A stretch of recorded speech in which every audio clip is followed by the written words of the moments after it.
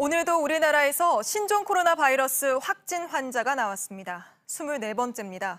이 환자는 우한에서 들어와 아산 임시시설에 격리돼 있던 20대 남성입니다. 환자 6명의 동선도 추가로 공개됐습니다. 18번째 환자부터 23번째 환자인데요. 19번째 환자는 서울 강남, 송파, 분당 등을 다녔고 23번째 환자는 서울 중구 롯데백화점 본점 등 도심 곳곳을 들렀습니다. 결국 롯데백화점은 문을 닫았습니다. 1979년 개점 이래 처음 있는 일입니다. 사람이 붐비는 대형 시설인 만큼 집단 감염에 대한 우려가 커지고 있습니다. 먼저 박유미 기자가 보도합니다. 19번 환자의 발길은 서울 강남과 분당, 인천 송도까지 닿았습니다. 주말엔 강남구 소재 호텔에서 가족과 점심을 먹었고 부모의 차를 타고 인천 송도에 있는 대형 아울렛을 찾았습니다. 자택이 있는 송파구와 회사가 있는 분당구에선 음식점과 빵집을 들렀습니다. 대중교통은 타지 않았고 걷거나 자가용으로 이동했습니다. 접촉자로 분류된 54명은 자가격리된 상태입니다. 르메리디앙 서울 호텔과 현대 프리미엄 아울렛 송도점에서의 접촉자가 좀 있습니다. 소속 회사원들에 대해서는 전원 재택근무를 하는 것으로 조치하였다라고 들었습니다. 관광과 유학 중인 자녀를 보기 위해 들어온 23번 중국인은 서울 도심 곳곳을 다녔습니다. 롯데백화점 본점에서 쇼핑을 했고 마포구 이마트에서 장을 봤습니다. 체류하는 동안 중구에 있는 호텔과 서대문구에 있는 다가구 주택에서 머물렀습니다. 함께 생활한 7명은 검사 결과 음성이 나왔지만 숙소에서 나오지 못하게 했습니다. 보건당국은 확진자의 증상이 나타난 날 하루 전부터의 이동 경로를 공개하고 있습니다. JTBC 박유미입니다. 이렇게 23번째 환자가 다녀간 롯데백화점은 개점 이래 처음으로 문을 닫았습니다. 서울 마포구에 있는 이마트 매장도 이번 주말 휴업을 결정했는데요. 취재기자 바로 연결하겠습니다. 자, 이수진 기자, 롯데백화점 불이 다 꺼져 있네요. 오늘 바로 휴업에 들어간 거죠? 네, 그렇습니다. 평소 같았으면 막바지 영업 중이었을 텐데 지금 이렇게 오후 2시 반쯤에 문을 닫았습니다. 출입문을 보시면요. 신종 코로나 바이러스 확진자가 방문한 사실이 확인돼서 임시 휴업을 결정하게 됐다고 적혀 있습니다. 이 소식을 알지 못하고 뒤늦게 방문한 손님들은 발길을 돌려야만 했습니다. 백화점 측은 백화점 직원과 사설업체를 동원해서 오늘 밤 9시까지 방역 작업을 진행한다고 밝혔습니다. 이번 주말 동안 방역 작업을 하고 다음 주 월요일에 영업을 재개한다는 방침입니다. 네, 그런데 오늘 이 백화점 안에 있다가 휴업한다는 안내방송 들은 분들은 많이 놀라셨을 것 같습니다. 당시 상황도 좀 전해주시죠. 네, 이 내용은 정재우 기자가 리포트로 준비했습니다. 이에 따라 저희 본점은 고객님과 후 직원의 건강 안전을 위해 급한 시간으로 긴급하게 영업을 종료하고자 합니다. 오후 2시부터 안내방송이 시작됐습니다. 손님들이 밖으로 우르르 나옵니다. 백화점 정문이 잠기자 쪽문으로 줄지어 나갑니다. 롯데백화점은 지금 손님들과 직원들을 급하게 밖으로 내보내고 있습니다. 오늘 오후 질병관리본부로부터 23번째 확진자가 다녀갔다는 사실을 확인했기 때문입니다. 직원들도 당황합니다.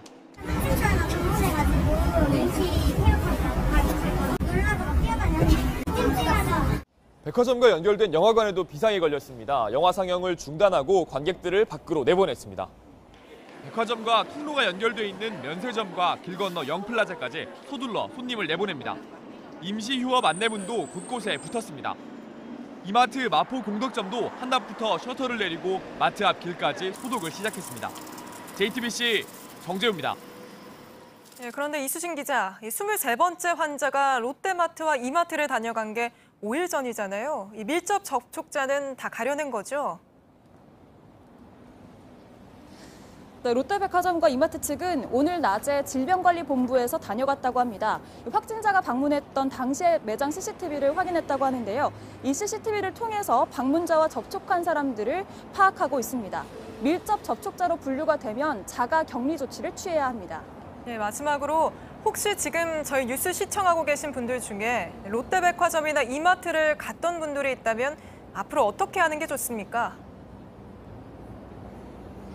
네, 일단 질병관리본부는 신종 코로나 바이러스가 공기로 불특정 다수에게 전파되는 감염병은 아닌 것으로 알고 있다고 밝혔습니다. 의심 증상이 나타나면 빨리 1339로 전화를 하거나 선별진료소 또는 가까운 보건소를 방문하시는 게 좋겠습니다. 이번 사태 이후 선별진료소와 보건소는 주말에도 운영되고 있습니다. 네, 지금까지 롯데백화점에서 이수진 기자였습니다. 19번째 환자가 다녀간 여러 점포들도 임시 휴업에 들어갔습니다. 그런데 환자가 어디 살았다, 직업이 뭐다, 이런 확인되지 않은 정보도 퍼지고 있습니다. 박민규 기자입니다. 아파트 단지 안에 있는 빵집입니다. 19번째 확진자가 지난달 31일과 이달 1일 이곳을 다녀간 것으로 확인된 뒤 휴업에 들어갔습니다. 단지 내에선 여러 소문이 떠돕니다. 이상한 소문이 몇 단인데 단지가 정확하지 않아. 아, 그런 얘기 텔레비 2단지, 3단지, 4단지라겠다. 텔레비 나왔잖아. 의사 맞다고. 무슨 의사라고 혹시? 그런 것까지는 공개할 필요 없네. 역시 임시 휴업에 들어간 이 치킨집을 포함해서 질병관리본부는 오늘 19번째 확진자의 동선을 발표했습니다. 하지만 이 환자가 어디 사는지는 발표하지 않았습니다. 확진자 가족이 어디서 일한다더라, 접촉자가 어느 학교 학부모라더라, 불안한데 정보는 부족하다 보니 확인되지 않은 내용들이 공유되고 있습니다. 신중하자는 목소리도 나옵니다.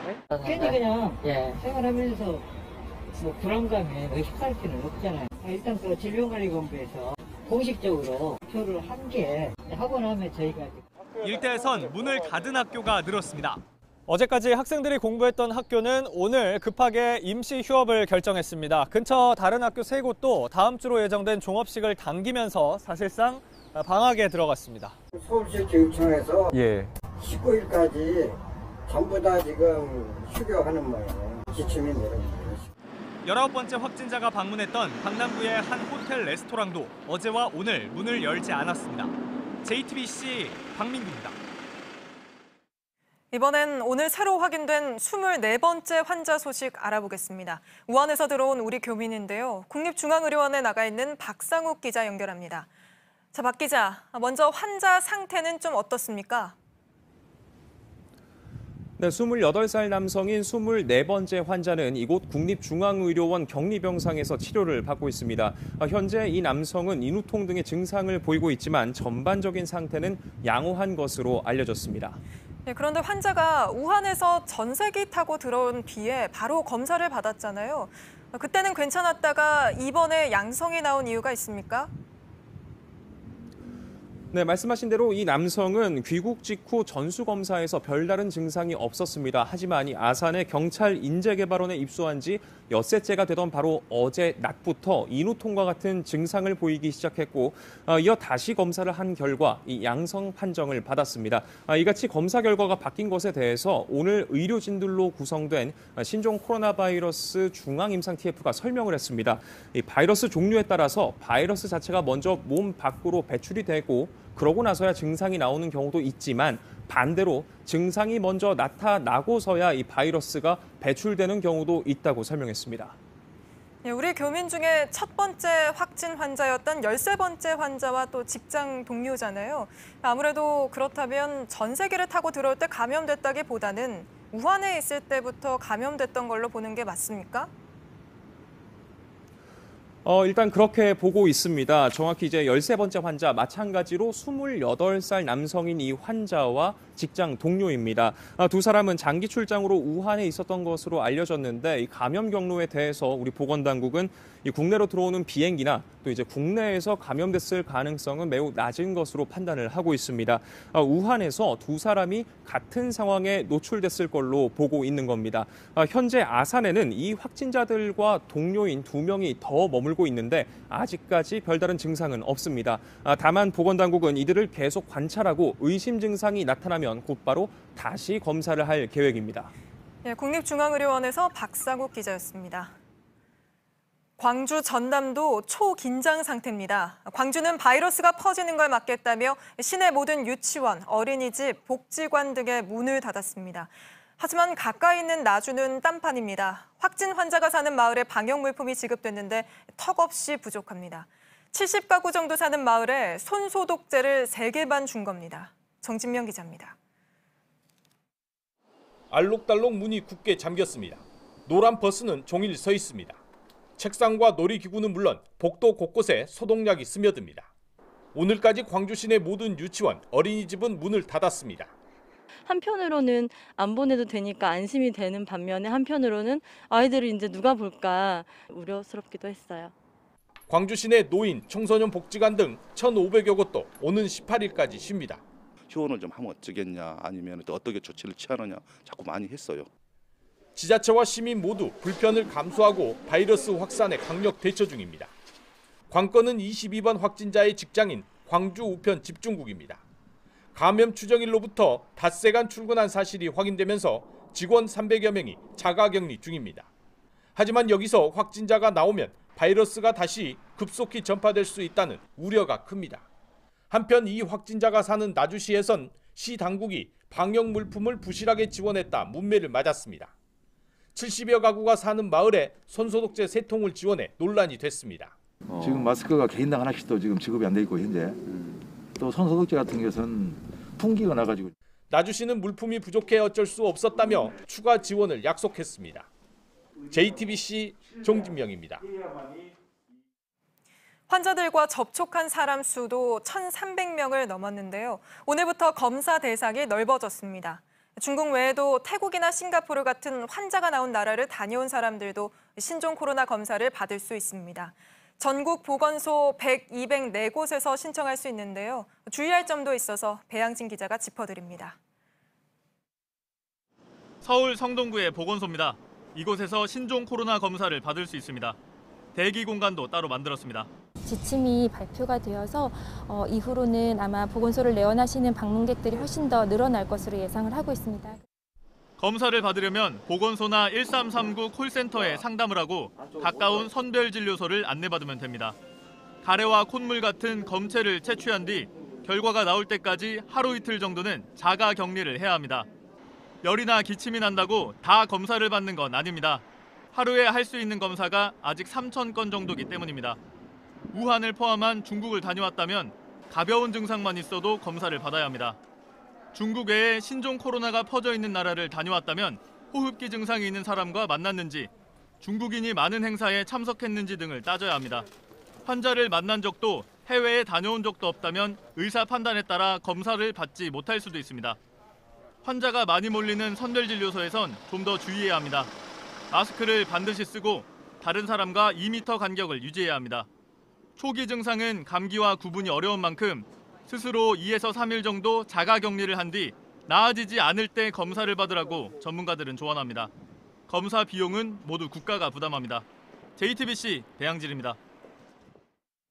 국내에서도 환자가 늘어나고는 있지만 다행히 중증 환자는 없습니다. 감염 전문가들이 국내 환자들의 상황을 분석했는데 사스나 메르스보다 증상은 약하지만 전염 속도는 빠른 편이라고 했습니다. 김세현 기자입니다. 신종 코로나 바이러스 감염증에서 문제가 되는 건 중증 질환이 되는지 여부와 전파력입니다. 국립중앙의료원이 국내 확진자들을 살펴본 결과 중증 환자는 없을 것으로 봤습니다. 중증도는 사스와 메르스보다 떨어진다고 했습니다. 병원 치료를 받으면 문제없이 회복될 만한 수준이라는 겁니다. 하지만 전파력은 빠르다고 봤습니다. 세대기가 조금 그보다 짧은 경향이 있어서 더 빨리 퍼져나가는 게 아니냐.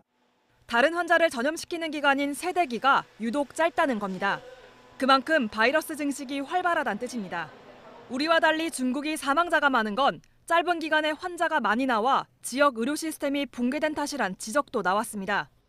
감당할 수 없을 정도로 물밑들 밀려드는 환자를 다 치료하지 못하는, 아마 평상시보다 더 높은 사망자가 났을 거다. 전문가들은 신종 코로나 확산이 수개월은 계속 이어질 것으로 전망했습니다. JTBC 김세연입니다. 네, 그럼 지금까지 전해드린 내용을 중심으로 전문가와 함께 한 걸음 더 들어가 보겠습니다. 순천향대 서울병원 감염내과의 김태형 교수님 나오셨습니다. 자, 교수님 어서 오십시오. 네, 안녕하십니까. 네, 오늘 공개된 19번째 환자나 23번째 환자가 대형마트나 백화점 같은 곳을 다녀왔잖아요. 그래서 아무래도 많은 사람들이 이용하는 공간이니 불안해하시는 분들이 많은데 어떻습니까? 예, 우리나라에서도 이제 지역사회 전파가 되는 게 아닌가 이런 이제 우려가 있습니다. 예. 그렇지만 아직까지는 이 지역사회에서 전파된 감염 사례가 발견되지는 않고 있고요. 그 단계는 아니고 우리나라가 이제 제2의 우한이 되기 전에는 네. 아직까지는 우리가 그 접촉자가 아닌 분들한테서 감염 사례가 없었거든요. 예, 실제 예. 사례가 없다는 측면에서 아마 그냥 단순 방문자라든지 이런 동선에 있었던 분들하고 단순하게 지나쳤던 분들이 우려하실 네. 문제는 절대로 아닐 것 같고요. 오히려 이제 과학적으로 필요한 거는 이러한 공포가 아니라 우리가 감염병을 예방하기 위해서 필요한 거는 뭐 손 씻기라든지 네. 기침 예절이라든지 이런 기본적인 것들을 더 과학적으로 뭐 미국 CDC라든지 이런 데서도 많이 권장하고 있거든요. 네. 그렇기 때문에 아마 크게 우려하실 문제는 아닐 것 같습니다. 그러니까 정리하자면 뭐 같은 장소에 있었다는 것만으로는 감염될 위험이 적기 때문에 네. 지나치게 공포감을 가질 필요가 없다. 네, 이런 말씀이신 아직까지는 거죠? 그렇게 발견된 환자가 없었다는 걸 기반으로 조금 예. 불안해하시지는 않아도 되지 않을까 생각합니다. 예, 이게 아무래도 중국에서는 뭐 15초를 스쳤는데 시장에서 감염이 됐다 이런 기사들도 나오고 해서 좀 더 불안감이 커지고 있는 것 같은데요. 네, 그런 것이 이제 대개 역학조사를 하다 보면 예. 증상이 없거나 증상이 예. 굉장히 경미한 분들하고 짧은 시간의 접촉을 통해서 전파됐다는 사례가 보고가 되기는 하는데요. 네. 그렇지만 실제로 이제 대부분 이런 것들은 이제 기억의 왜곡에서 오는 예. 경향이 많습니다. 그러니까 사실은 더 자세하게 문진을 해보면 뭐 상당히 밥을 같이 먹었다든지 네. 이런 것들이기 때문에 실제로 이렇게 불안해하실 이유는 안 될 것 같습니다. 예, 그리고 또 오늘부터는 그 의사 판단에 따라서 검사를 받을 수 있는 대상이 확대가 됐잖아요. 네. 그 아무래도 검사 받고 싶다고 하시는 분들이 많아질 것 같은데 어떤 분들이 받는 게 좋을까요? 이 확대됐다는 거의 의미가 국민들이 이제 불안해져야 하셔야 되는 국민들이 많아졌다는 걸 의미하지는 않습니다. 네, 그렇죠. 그러니까 오히려 의사 입장에서 굉장히 이게 아닐 것 같은 상황이지만 그래도 네. 전형적으로 의심을 해야 되는 굉장히 드문 경우에 예. 검사를 할 수 있는 기회를 열어준 거거든요. 그래서 네. 비유를 하자면은 우리가 보통 말발굽 소리가 나면은 얼룩말일 가능성이 많겠어요? 아니면 일반 말이겠어요? 일반 말일 말이죠. 가능성이 높겠죠. 그래서 예. 일반 국민들이 말발굽 소리를 듣고선 얼룩말일 것이다 이렇게 걱정하시는 것은 아니죠. 그렇지만 네. 만약에 의사라면은 뭐 얼룩말도 볼 수 있고 예. 그러니까 이게 굉장히 드문 케이스지만 얼룩말이라고 생각되는 상황에서 얼룩말이라고 이제 검사할 수 있는 기회를 준 의미가 되겠습니다. 그래서 예. 주로는 그냥 단순 증상을 가지신 그러니까 가벼운 증상이나 증상이 없는 분들이 걱정이 돼서 검사하시는 게 해당되지는 않겠고요. 네. 최소한 폐렴으로 가는 게 의심이 되는 좀 더 심한 증상이 있는 분들을 위해서 검사를 할 수 있다고 생각합니다. 예, 아무래도 검사 대상이 늘어나면 뭐 확진자 수도 늘어날 거다. 이게 질본의 설명이기도 한데 네. 어떻게 보십니까? 실제로 불행하게도 그 진원지 국가에서 아직은 충분한 통제가 이루어지고 있지는 않기 때문에 네.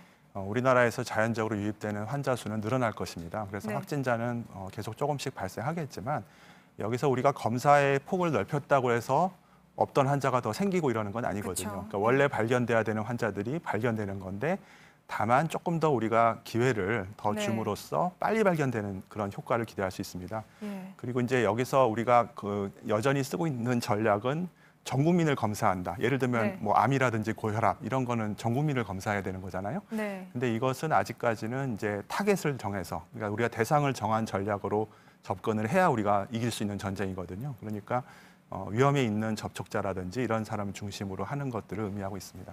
예, 마지막으로 오늘 오후에 중앙임상 TF의 브리핑이 있었는데 네. 여기서 우리나라는 중국과 좀 상황이 다르다. 우리나라는 중증 환자가 없다. 네. 이런 설명을 좀 했어요. 그래서 앞으로도 계속 중증 환자는 나오지 않을 거라고 보십니까?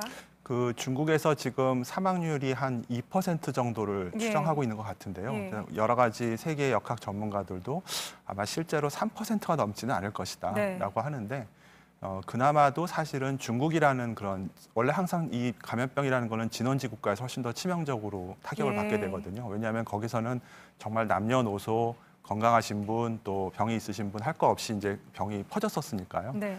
근데 우리나라에서는 최소한 이 접촉자 중심으로 감염이 되다 보니까 비교적 사회 활동도 할 수 있고 뭐 중국이라도 갔다 올 수 있고 이런 분들이 감염됐기 때문에 현재까지도 치료받고 있는 분들의 경과가 대부분 좋으시고 예, 퇴원을 퇴원하시는 앞두고 계신 분들도 분도 있고, 있습니다. 예. 네, 그렇기 때문에 우리나라에서는 중국과 같은 사망률이 나오지는 않을 것으로 기대하고 있습니다. 예, 말씀 감사합니다. 김태형 교수였습니다. 감사합니다. 예, 서울시 교육청은 오는 10일부터 송파, 영등포, 강남 등에 있는 32개 학교에 추가로 휴업 명령을 내렸습니다. 교육부도 메르스 사태 이후 처음으로 초중고등학교 그리고 특수학교가 수업 일수를 단축하는 걸 허용했습니다. 유미혜 기자입니다. 오늘 추가된 서울시내 휴업 명령 학교는 유치원과 초등고등학교 32곳입니다. 19번 확진자와 관련 있는 송파구 15곳을 비롯해 강남구 4곳, 영등포구 12곳, 양천구 1곳입니다. 확진자가 인접한 곳에 거주하거나 인근에 근무지가 있는 지역들입니다. 휴업 기간은 14일의 잠복기를 고려해 오는 10일부터 19일까지 열흘간입니다. 학생과 학부모의 감염 우려가 있어 예방 차원에서 내린 결정이라고 교육청은 밝혔습니다. 이로써 서울 시내 휴업 학교는 74곳으로 늘었습니다. 교육청은 학원 밀집 지역에 대해서도 확진자나 능동감시 대상자의 자녀가 다닐 경우 휴원을 강력히 권고하기로 했습니다. 전국적으로 학교 수업 일수 감축도 허용됩니다. 2015년 중동호흡기 증후군 메르스가 확산됐을 때 이후 처음입니다. 교육부는 전국 17개 시도교육청에 공문을 보내 수업 일수 감축이 불가피한 경우 수업 일수의 최대 10분의 1까지 감축할 수 있다고 안내했습니다. JTBC 유미입니다.